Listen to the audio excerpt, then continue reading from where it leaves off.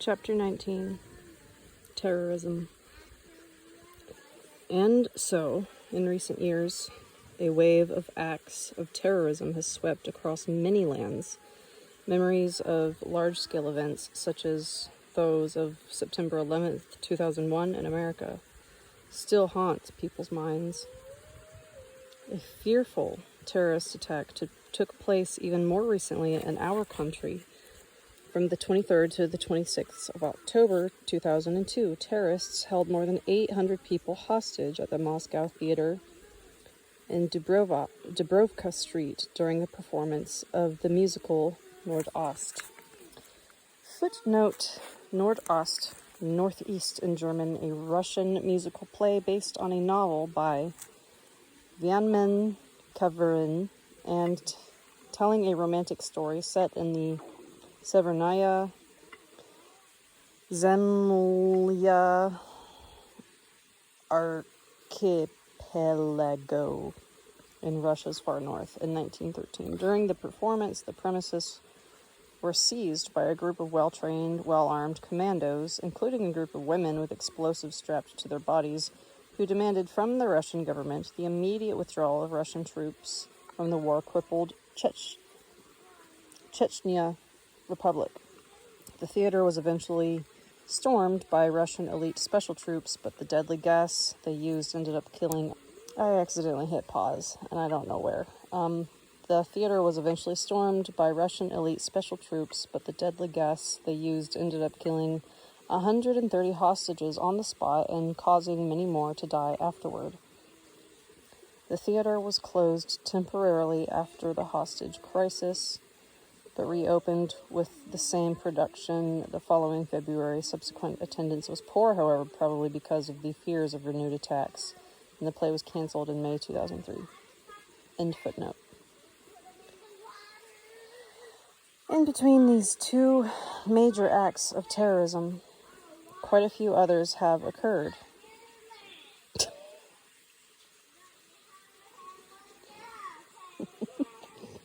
Sorry.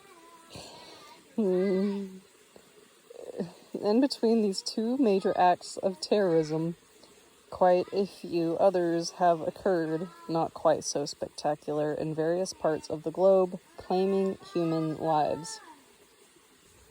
On each occasion, different governments have angrily denounced the terrorists involved. Their special services keep mouthing assurances that the guilty parties will be punished, at the same time increasing the level of precautionary security measures. An international coalition to combat terrorism is already at work. Even today, however, the problem shows no signs of letting up. Quite to the contrary, it is taking on ever greater proportions and becoming increasingly refined in its methods. It is hard to escape the impression that someone has been making masterful ploys to keep leading both governments and their special services down the wrong path. The true source and chief organizer of many of the world's terrorist acts came in for a brief mention not too long ago in Russia. During the October 2002 hostage crisis, the major TV networks featured a whole host of interviews and commentaries. This included statements from the Emergency Response Headquarters presented by Deputy Minister of Internal Affairs, among others. This trim, gray-haired man spoke tersely, almost in military fashion. His speech included no hesitation sounds like or His sentences were marked by thoughtful content and sensitivity, indicating that his thinking was relatively quick and precise. He was one of the first to declare that we are dealing with religious fanatics. Quite possibly, not very many people paid attention to this particular phrase, but for many who did understand, it resounded like a bolt from the blue. For the very first time, from the lips of a Deputy Minister of Internal Affairs, one of the fundamental tenets of terrorism was called by its real name. This was followed by the floating of another concept, Islamic fundamentalism. Rumors began circulating that Islamic fundamentalists had declared war on Christians and Jews, Israel, Russia, and the United States of America in particular. The question arises as to how to fight against religious fanaticism. I suggest we all calm down and take a more thoughtful look at the situation. let us first decide whether religious fanaticism is found only in Islam, or whether it exists in other religions as well. Of course the latter is true. Let's not forget history. Think of the numerous Christian crusades. Think of the painting of the Boyarinya Morozova. Footnote, a famous canvas painted in 1887 by the Russian artist Vasily Ivanovich Surikov, 1848 to 1916, showing the chained Duchess Morozova on a horse-drawn sleigh surrounded by her Old Believer supporters, all crossing themselves with two fingers in the defiant protest against the politically motivated reforms of the Russian Orthodox Church. The Church's new decree at the time that 3 fingers were to be used in making the sign of the cross was one of the main points of contention in the schism that split the whole institution apart in the 17th century. Tsar Alexei Romanov, father to Peter the Great, who instigated the reforms, had the Boyarinya arrested in 1671 and planned to execute her, but fear of public unrest caused him to commute her sentence to imprisonment in Borovosk, where she was kept in a pit and died in 1675. End footnote. Think of the names of all the martyrs ready to sacrifice their lives for the sake of some religious dogma. Martyrs who were elevated to sainthood after death. The fact becomes patently obvious that it is not religion as a whole, but rather specific dogmas infused into various religions which make people indifferent to their own life. The religious suicide fanatic is quite confident that, far from being indifferent to life, he is crossing over into real life. How does this happen? Among any community of believers, Muslim or Christian, there can always be found a group of radical adherents to a particular dogma whose faith can be honed by occult rituals to the point of fanaticism. The result is a kind of biorobot who believes in something he himself cannot see or logically understand. Subsequently, those who are familiar with the functioning of the mind know perfectly well what buttons to press on this biorobot, and they press them. Not with their fingers, of course. They simply indicate the target the biorobot is to destroy for the sake of a bright future. Then the biorobots begin to work out the termination operation on their own and proceed to carry it out. Their own earthly life no longer has any meaning for them. They are, after all, confident in their own transition to a better heavenly existence.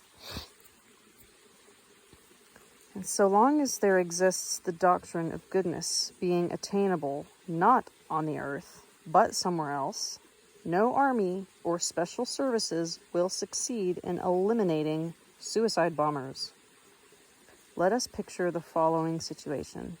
Let's say the special services belonging to the major powers have got together and through their joint efforts have managed to get rid of every last terrorist on the globe. But what will that change? New terrorists will simply be born, as long as the doctrine which produces them continues to exist.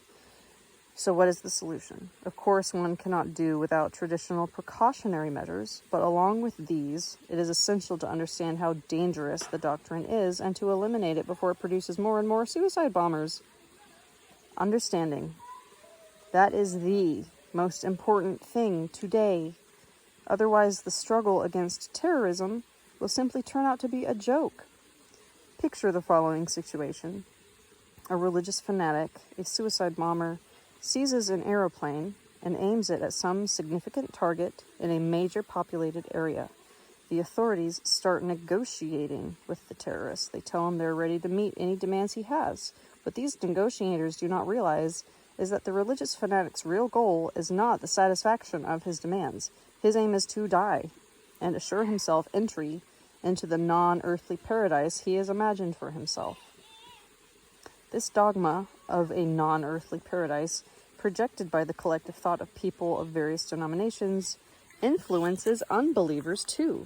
For millennia now, it has been exerting a most destructive influence on all of mankind. What I'm about to tell you now may seem unrealistic, even fantastical. Still, the only way to solve this problem without violence may be the following. It is absolutely essential that the Orthodox Church patriarchs, Islamic muftis, religious elders, and above all, Christians, Catholics, and Muslims come together for a conference to carefully examine the situation in the world today and change the life-destroying doctrines in their religious teachings. Footnote: Mufti, an Islamic leader who has studied and is authorized to interpret Islamic law. It is essential that religious fanatics be helped to regain their human perspective on life. It is essential to declare, our Father is here, on the earth, not somewhere else. What if religious leaders don't get together? What if they don't make any declaration like that? Not to worry, it has already been made. People are not turned on anymore by the leaders of our religious denominations exhorting everyone to live in peace and friendship with each other. Just the mere statement that we will have nothing to do with terrorism is no longer believable. A more radical step is required. I indicated that a meeting and a declaration such as this may be dismissed as unrealistic. Let us examine why. Why are we reluctant to believe that highly placed, highly religious leaders would not be able to simply come to an agreement amongst themselves? After all, if they can't come to an agreement, then what can you expect from rank and file believers? If they can't come to an agreement on their own, then common sense elements in society and governments need to give them some help. It is absolutely essential that they talk amongst themselves and agree. Otherwise, bombs will start talking for them in a big way. Much better for the mind of a man to do the talking. The mind of the children of God. At first glance, it may seem as though it might take a rather long time for Anastasia's ideas to affect any positive transformation in Russia, let alone other countries, seeing how gradually human consciousness ordinarily changes. However, experience has shown that in the case of many readers, it can change instantaneously. Let's look at what might happen in Chechnya if the Russian government, the State Duma, had adopted a law granting every willing family a hectare of land on which to establish a domain of their own along the lines recommended by Anastasia. The 20,000 refugees who have been living with their families in tents for 3 years now would be granted their own domains. Over those 3 years, each of those same tents, which are now forming dirty tent cities, would already be standing in its own splendid garden. Some of the residents would have already managed to build themselves a house. Who is supporting this? Who is stopping this from coming about today? Somebody who favors not peace, but its opposite. Somebody who is trying to prevent any positive changes from taking place in Russia. Your efforts are wasted, chaps. I doubt any of you has even the foggiest idea of just who Anastasia is, or what powers she embodies within herself. I'll say one thing. It's not simply that she will create what she has thought up. She has already created it. It's already coming to pass, and your opposition confirms it. Any building site has its share of garbage, but sooner or later, they clean it up and plant flowers.